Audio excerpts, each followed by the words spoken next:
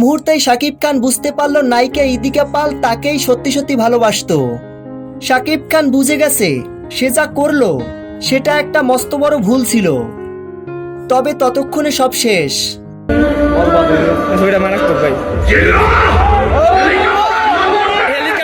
ভালোবাসা ঠিকই ছিল, কিন্তু বুঝতে সেটা দেরি হয়ে গেছে। ভালোবাসা থাকলেও সন্দেহ অহংকার যদি জায়গা পায় তাহলে সেই সম্পর্ক ধ্বংস হয়ে যায়।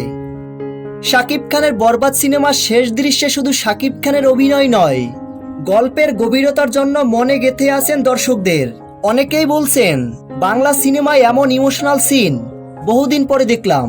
প্রিয় ভিউয়ার্স, আপনারা যারা এখন পর্যন্ত বরবাদ সিনেমাটি দেখেননি, আপনাদের নিকটস্থ প্রেক্ষাগৃহে গিয়ে বরবাদ সিনেমাটি দেখুন।